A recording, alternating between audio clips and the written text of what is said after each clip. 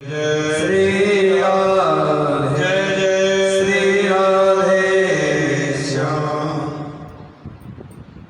दुनिया जिसके सारे पे नाचती है वह माँ यशोदा के सारे पे नाचता है। किसे महेश गणेश दिनेश सुरेश जाहे निरंतर ध्यान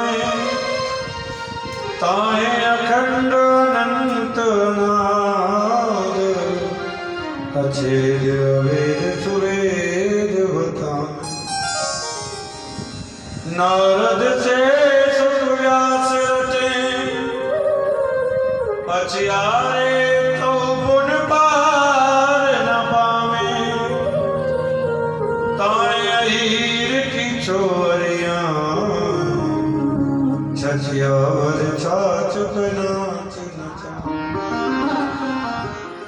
वो परम ब्रह्म जो सारी दुनिया को नचाता है, एक चुल्लू भर छाछ पर ब्रज की गोपी नचाती है। कन्हैया नाच के तो देखा जरा, तुझे माखन दूंगी नाच के तो देखा। मेरे गोविंद ठुमक ठुमक करके नाचते हैं, कैसे उनके बस में है। गोविंद को कुछ नहीं चाहिए, सिर्फ विशुद्ध प्रेम चाहिए। तुम्हारा विशुद्ध प्रेम जिस दिन बढ़ जाएगा तो कन्हैया बालक बन के तुम्हारे आंगन में नाचने लग जाएगा। वो परम ब्रह्म सारी दुनिया को नचाता है, यशोदा मैया के आंगन में ठुमक ठुमक नाचता है।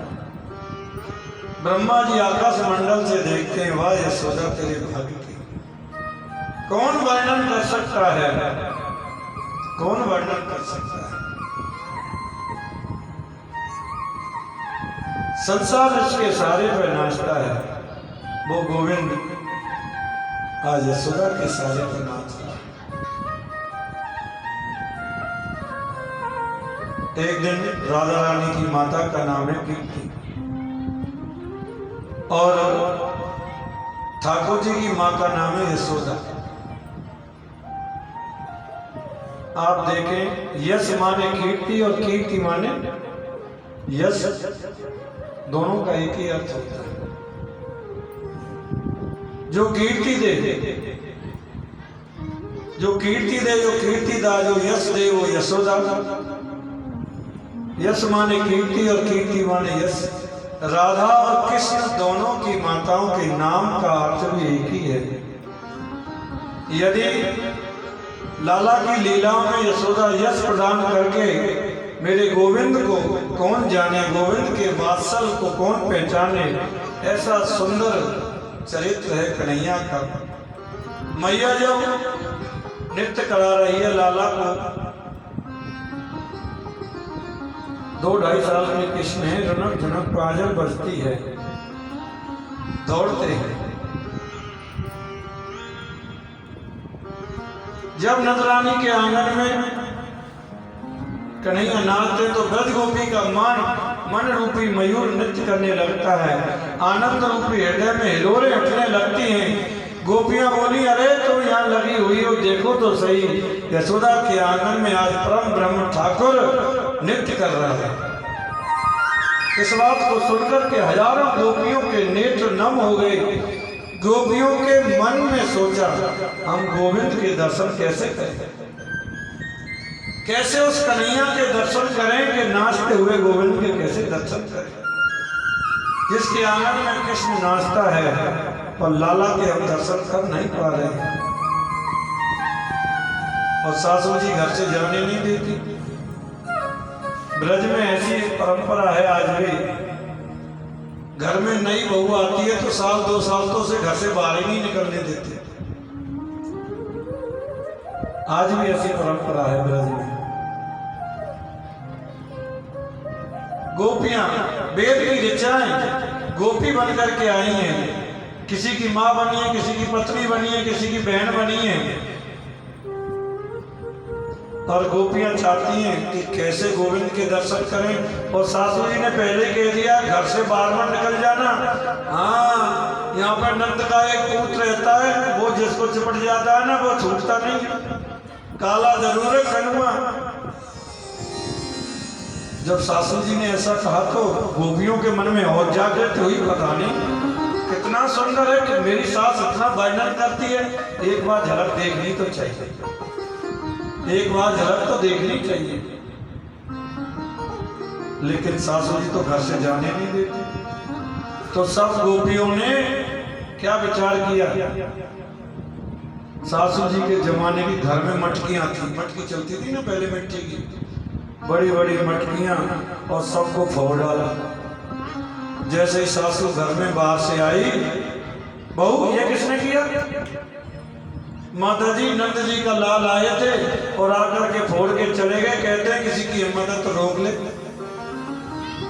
सास कहने लगी बहू ऐसी बात है, मैं जाऊंगी तो बात बढ़ जाएगी, तुम ऐसा करो यशोदा से कह के आओ कि अपने लाला समझा लो, नहीं फिर आप देख लेना। वो तो ये चाहती थी कि कैसे भी हम गोविंद के दर्शन करें। सब गोपियां इकट्ठी होकर के नंद रानी के महल की ओर जा रही। मैया ने खिड़की से देखा, आज कोई व्रत भी नहीं है, कोई पूर्णमासी भी नहीं है, कोई दिन त्योहार भी नहीं है, कोई घर में उत्सव भी नहीं है, सारी गोपियां इकट्ठी होकर के मेरे घर की तरफ आ रही हैं, क्या बात है? मैया निकल करके द्वार पर पहुंची, कहो बेना कैसे आना हुआ? अरे आना कैसे हुआ, तुम्हारा लाल जो है सारी मटकियां हमारी फोड़ दी।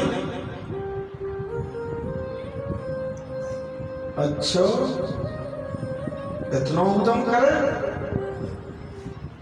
कन्हैया जी ने भीतर से देखा, आज पड़ेगी मार, ये कोई बहाना लेकर के घर आ गई थी कि भगवान तो सब जानते हैं।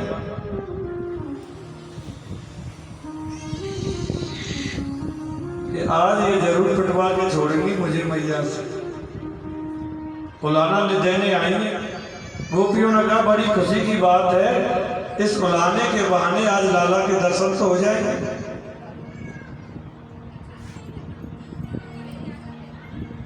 गोपियां बोली पहले तो ये बताओ तुम्हारे लाला कहाँ? मैया बोली यही कहीं पलना में सोरो दिख है,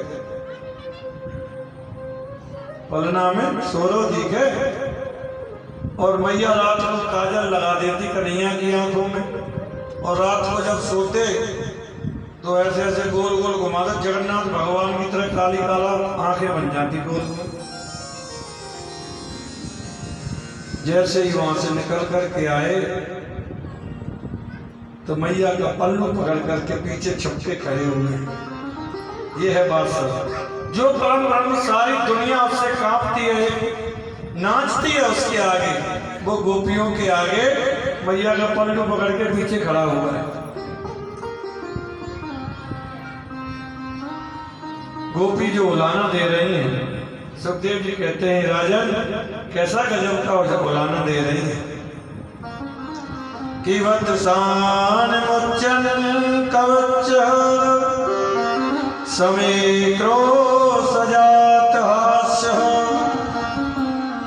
गोपियां बोली आपके लाला हमारे घर में जाएं, हैं हमारे वस्त्रान में खोल के आ जाएं, मटकी फोड़ दें हमारी। मैया बोली एक बात बताओ, अगर वस्त्रान में खोले तो तुम्हारा काम ही करें? बोले असमय गाय धोने का समय आता है तो उससे पहले ही बछड़ों को खोल देते हैं, बछड़े सारा दूध पी जाते हैं, हमें एक दूध भी नहीं मिलता। अच्छा ऐसा उद्यम करे?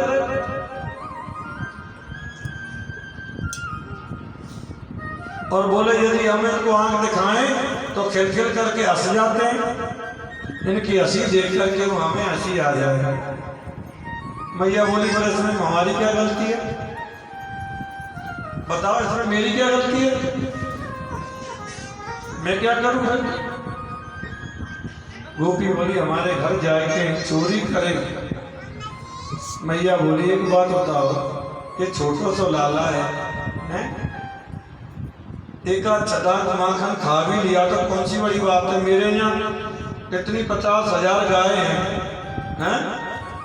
हजारों मटकी माखन की निकले, मेरे घर थोड़ा बहुत खा ले तो मेरे घर से ले जाया करो, कौन सी बड़ी बात है इसमें? और तुम एक छोटी सी बात के लिए उलाना देने चली आई। बोले आप तो नाराज हो गए। अरे ये खामे कोई बात नहीं, ये तो बंदरन को लौटाने। अच्छा तुम ऐसा करो, इसको अंधेरे से बहुत डर लगता, हवा से इसे बहुत डर लगता है अंधेरे में। अपनी माखन की मटकी को अंधेरे में छुपा दे। बोले ये भी हम कर चुके हैं। क्या कर चुकी हैं? बोले जो तुमने मणियों के कड़ूले पहना रखे ना हाथ में, जैसे ही अंधेरे में जाए तो वो मणि का इतना प्रकाश होता है, कुछ दिखे चाहे ना दिखे, मटकी तो दिख ही जाती है। अच्छा ऐसी ऐसी शरारत करे, अब रहने दो, ये इस लायक है ही नहीं है। मैया ने कड़ूले उतार लिए क्या से। मैं तुम ऐसा करो, अपनी माखन की मटकी को ना छीके पर रख दो, पीपल के पेड़ पे ऊपर टांग दो। छोटो का नहीं है ये, ऊपर जा ही नहीं सकता, बच्चा है ना। बोले नजरानी शिक्षा मध्य ये भी हम कर चुकी हैं। अच्छा क्या कर चुकी हैं? बोले एक दिन हमने सोची इस माखन की मटकी को पीपल के पेड़ पर टांग देते हैं ऊपर। आज देखते हैं कन्हैया कैसे माखन खाते हैं। तो ना जाने कहां से 20 फुट लंबा बांस ले आए और अध चले दही में और नीचे से मटकी में मारा। मैया ऊपर से दाल लगी और एक एक करके सारा माखन खा गए, सारी मटकी का दही पी गए, एक बूंद भी नीचे नहीं गिरने दिया। हे भगवान ऐसी ऐसी शरारत करे।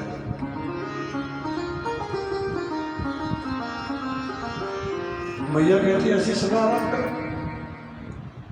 ऊपर बाल मंडली, नीचे बंदर मंडली, सब मंडली चलती है जहां भी जाते हैं।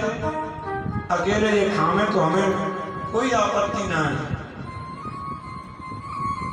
बंदर को लौटाओ।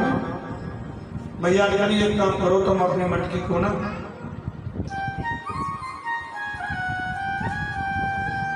और ऊपर छीके पर लटका के देखो। मैं भी तो देखती हूँ कहाँ तक करता है शरारत, कहाँ तक जाता है, मैं भी तो देखती हूँ।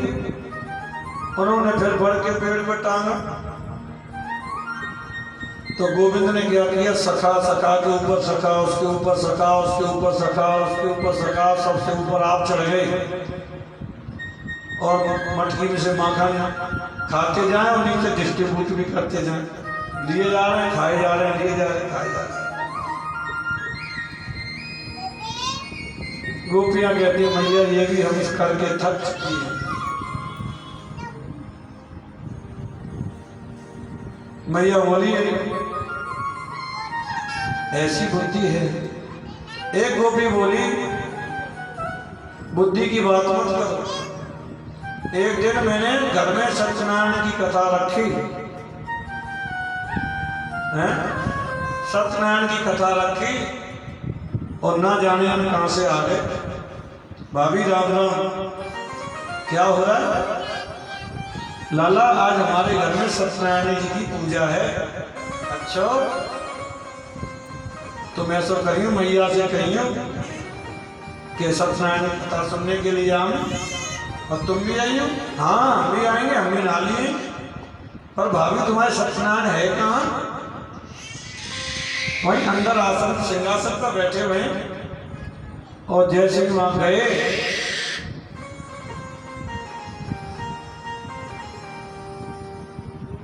जैसे गए और जाकर के देखा ठाकुर जी को वहां से हटा के कुत्ते के 2 पिल्ले बिठा दिए और कुत्ते के 2 पिल्ले बिठा करके कहने लगे भाभी जरा अपने सत्यनारायण के दर्शन तो कर लिए। गोपी कहने लगी मैंने दौड़ी पता नहीं क्या करे आए, जाकर के तो देखा तो सिंहासन पर कुत्ते के 2 पिल्ले बैठे हुए। ऐसी ऐसी शरारत करें भैया। फिर मैंने सब मंदिर को धोया, चौका लगाया, गाय के गोबर से चौका लगाया, दोबारा से शुद्धिकरण कराई, आचार्य श्री बुलाए, फिर सत्यनारायण की कथा कराई। एक गोपी बोली मेरे पति को 52वां जन्मदिन था और जैसे ही आए और कहने लगे भाभी आज तू ही देख लीजिए। उत्सव हुआ आनंद से, और रात को ना जाने कहां से आए और मेरी चोटी और मेरे पति की दाढ़ी दोनों को बांध के दौड़ गए। और मेरे पति को रात में प्यास लगी और जैसे ही वो जगे वो करे क्या कर रही, क्या कर रही? बोले क्या कर रहे हो, क्या कर रहे हो? जैसे तैसे दीपक जलाए हैं, उनके 20% बाल उड़ गए दाढ़ी के। ऐसी ऐसी शरारत करें भैया, उनकी चोटी और मेरी दाढ़ी बांध करके चले गए। ऐसी ऐसी शरारत करें।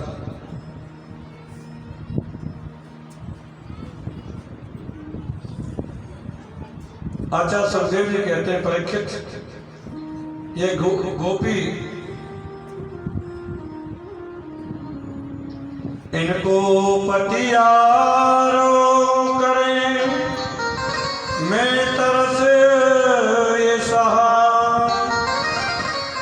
चोर नाम मेरो धरो, मेरा होने न देंगी गो। भगवान कह रहे मैया मेरा चोर नाम रख दिया, इन्होंने बदनाम करके रख दिया, मेरा ब्याह नहीं होने देंगी ये गोपियां, मेरे पीछे पड़ गई हैं, मेरा चोर नाम रख दिया है। मैया यशोदा के सामने कृष्ण बड़ी सुंदर सफाई दे रहे हैं। मैया ने लाला को कान पकड़ लिया। आचार्य सुखदेव जी कहते परीक्षित ध्यान देना, वो परम ब्रह्म जिसके इशारे पर सारी दुनिया उलट पुलट हो जाती है, यशोदा उसके कान को पकड़ के खड़ी हुई है। क्यों रे उद्यमी ऐसी ऐसी शरारत करे तू? मैया ने कही जो जो बड़ो हो तो जाए, जो जो शरारत करे तू।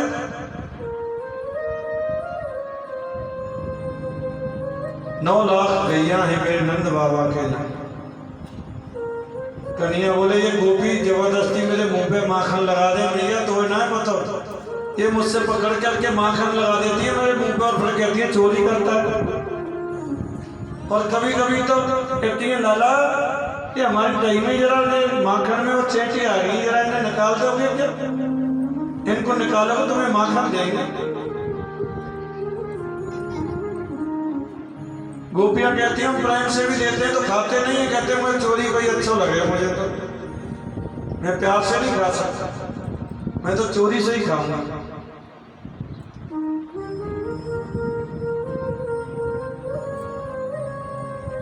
ऐसी ऐसी शरारत करें, बड़ी से बड़ी लीला करते हैं कृष्ण। ब्रज में तो बच्चों की भांति कैसी लीलाएं कर रहे हैं। शास्त्रों में ब्रज की महिमा का वर्णन किया है। संत महात्मा अमलात्मा मुनि ज्ञानेन्द्र की रमण रेत लेटो नहीं, कियो न यमुना पान, रे मन तो समझो नहीं, ब्रज को तत्व महान। जो रमण रेती में नहीं लेटा, यमुना पान नहीं किया, उसका ब्रज में रहने का भी कोई मतलब नहीं है। आज खेलते खेलते गोविंद ब्रह्मांड घाट पर पहुंचे, मिट्टी के मकान बनाकर के खेल रहे हैं, मिट्टी के मकान बनाकर के खेल रहे हैं। ब्रजवासी बोले लाला तेरे मुंह में क्या है, तेरे मुंह में क्या है? तो कन्या कहते मुंह, और जैसे ही उन्होंने देखा मिट्टी खाई है तुमने, आज तेरी मैया से कहूंगा कि तुमने मिट्टी खाई है, शिकायत करूंगा तेरी।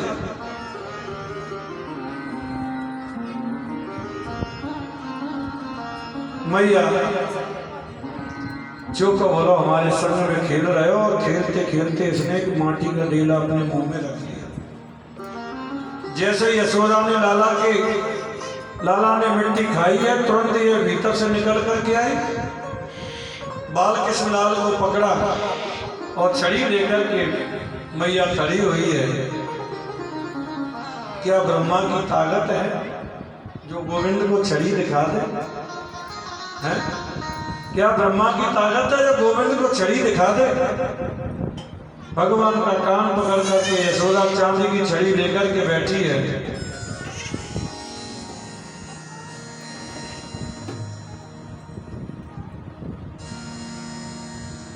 छड़ी लेकर के दिखा रही है मैया। देखा तुमने माटी खाई है? मैया बोली सत्य कह रहा हूं मैया, मैंने माटी नहीं खाई। ये झूठ बोले सब सका। बोले मैं किसी की बात नहीं मानूंगी, तू सत्य बता, तेने माटी खाई?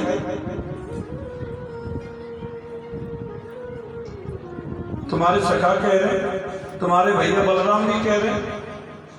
गोविंद ने बलराम की ओर कहा कि अगर तुमने कहा कि लाला ने माटी खाई है तो हम भी कह देंगे मैया भैया तो भांग का गोला खा गए। बलराम जी ने सोची इसमें बाद में पड़ेगी, पहले मेरा नंबर लगेगा। बलराम जी बोले मैया देखो, मैंने तो देखो ना खाता हुआ, अब पीछे से खा ली हो तो मुझे पता नहीं, पीछे से खाई है तो मुझे मालूम नहीं।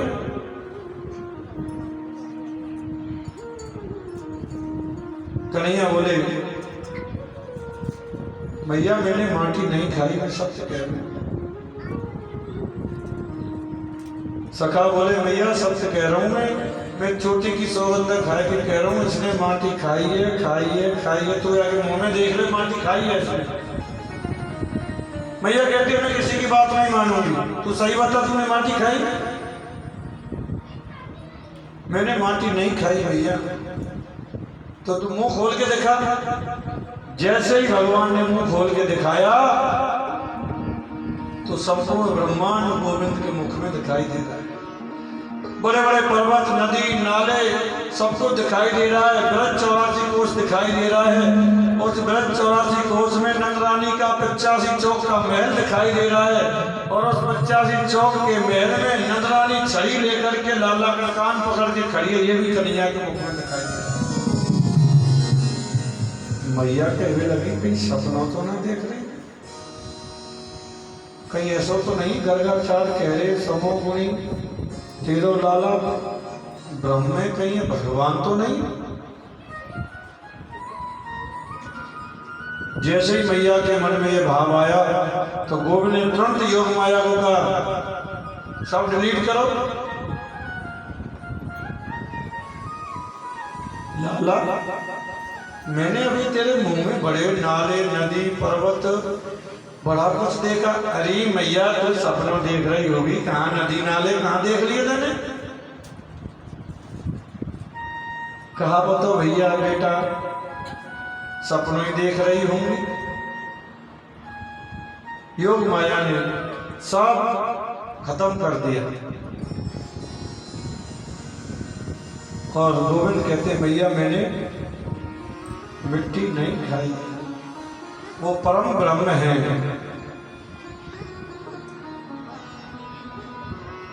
आप कितना भी यज्ञ करो, कितना भी अनुष्ठान करो, कितना भी तप करो, लेकिन जब तक गोविंद से प्रेम नहीं है तब तक गोविंद प्राप्त नहीं हो सकता। कि बिना प्रेम जय नहीं नटवर नंद किशोर। गोविंद तो प्रेम के भूखे हैं। ब्रजवासियों के पास में क्या था? कुछ भी तो नहीं था, सिर्फ प्रेम था। उस प्रेम के बस में आकर के गोविंद उनके आगे पीछे नाचते हैं। ये प्रेम का ही तो सब प्रताप है। प्रेम जब आता है तो दुनिया फीकी नजर आ जाती है। यशोदा के घर में सैकड़ों दास दासियां हैं, लेकिन मैया जिसके घर में 9 लाख गाय हैं तो आप हिसाब लगाओ कितने उनकी सेवा के लिए नौकर लगे होंगे। 2-4-5 हजार तो बंदे लगे होंगे 9 लाख उनके लिए। इतना बड़ा वैभव होने के बावजूद भी मैया अपने लाला की सेवा स्वयं करती है, नौकरों से नहीं कराती है। जिस माँ को ये लगे कि बुढ़ापे में हमारा बालक हमारी सेवा करे तो वो माँ अपने बच्चे की अपने हाथों से सेवा करे, नौकरों से ना कराए। माँ तो जा रही है शॉपिंग करने, नौकरानी को कहा ये पकड़ और रोज तो इसके मुंह में ठूंस देना ये बोतल, अभी तो दूध वाली बोतल बाद में दूसरी बोतल। जिस बालक ने बचपन से ही बोतल ली तो फिर वो बोतल ही पी के मारेगा माँ बाप को, और क्या करेगा? क्योंकि वो वात्सल, वो कशिश, वो खिंचन तभी आ सकती है जिस माँ ने बचपन में अपना दुग्धपान कराया हो, अपने हाथों से अपने बच्चे की लालन पालन किया हो। जो माँ बाप ये चाहें कि हमारे बुढ़ापे में हमारा बालक हमारी सेवा करे तो अपने हाथ से सेवा करे, नहीं तो वो बच्चा कर नहीं सकता, क्योंकि वो कशिश उसको नहीं लगेगी। माँ बाप के प्रति जो एक लगाव जो होता है वो नहीं रहेगा। यशोदा मैया के घर में लाखों नौकर नौकरानी हैं, लेकिन अपने लाला की सेवा अपने हाथ से करती है, अपने कन्हैया की अपने हाथ से सेवा करती है।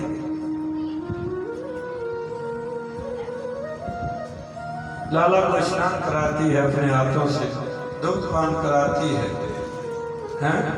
यशोदा अपने हाथों से दही पिलोती है और अपने हाथ से ही माखन निकाल के खिलाती है ठाकुर को। और कभी कभी तो मैया माखन नहीं निकलता तो जगते हैं, जैसे ही जग के आते हैं तो मैया माखन दे, और खड़े हो जाते हैं, मथानी को पकड़ के खड़े हो जाते हैं, नहीं माखन दे अभी दे। अरे लाला अभी निकला नहीं है, निकल जाएगा तभी माखन देंगे। कन्हैया जिद करने लगे, मैया की ऐसा कर माखन माखन छोड़ दो।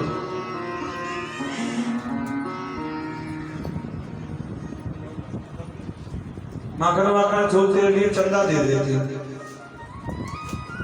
तो गोविंद कहते हैं हाँ चंदा दे। तो मैया ने प्रात में पानी भर दिया और काले चंदा, जैसे हाथ मारा तो खत्म। मैया कहने लगी ऐसा बता, तो ऐसा करने तेरे लिए बहू ले आती है, तेरे लिए बहू ले आती हूँ। चंदा वंदा सब भूल गए, अब तो बहू लेंगे। मैया बोली लाला पता कितनी बड़ी बहू लिया हूँ? कन्हैया बोले मैया इतनी बड़ी लिया, जब मैं गाय चराने जाया करूँ ना तो अपनी जेब में रख के ले जाया करूँ। अरे दादी के गुड़िया की कह रो दी के हैं? अब 3-4 वर्ष का बालक क्या जाने बहू क्या होती है। मैं इतनी बड़ी लिया, जब मैं गाय चराने जाऊं तो अपनी जेब में रख लूं। मैया बहुत स्नेह करती है कन्हैया से, बहुत प्रेम करती है। मैया अपनी गोद में लेकर के दुग्ध पान कराती है। तो गोपी ने आकर के कहा यशोदा जी आप लाला को दुग्ध पान करा रही हो और तुम्हारे चूल्हे पे जो दूध रखा हुआ है वो फट गया है। माँ यशोदा लाला के लिए दुग्ध अपने हाथ से गर्म करती है और उस दुग्ध ने सोचा तो ये तो मैया का दूध पी रहे हैं, अगर मैया के दूध को पी करके ही इनका पेट भर जाएगा तो इनकी सेवा में जाने का तो मेरा कोई मतलब नहीं है, तो फिर क्या करूं, जल करके मर ही जाता हूँ। तो वो दूध उफन उफन करके अग्नि में जा रहा है, अपने आप ही मर रहा है, मरने के लिए जा रहा है। गोविंद की सेवा में जो चीज है कोई चीज जड़ नहीं है, सब चेतन है, हर चीज चेतन है। जब गोपी भोजन बनाती है तो भोजन बनाते वक्त जब गोविंद बंसी बजाते हैं तो उस लकड़ी में चेतनता आ जाती है, उस लकड़ी से पानी निकलने लगता है और पानी जब निकलने लगता है तो अग्नि बुझ जाती है। गोपियां कहते हैं गोविंद हमारे भोजन बनाते वक्त बंसी मत बजाया करो। क्यों?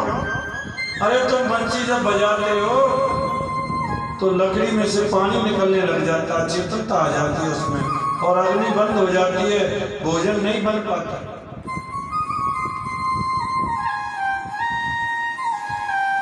भोजन नहीं बन पाता है। गोविंद ऐसी ऐसी लीलाएं करते हैं। आचार्य सुखदेव जी कहते हैं राजन एक दिन कृष्ण कुपित हो गए, गुस्से में हो गए, कुपित होकर के मैया ने कही लाला जब माखन मांगते हैं, एक दिन मैया कहने की मेरे पास माखन ना है, जा तो जो करना है कर ले। तो भाई माखन नहीं है। तो गोविंद गुस्से में आ गए और गुस्से में आकर के मैया तो और कार्यों में लग गई और जाकर के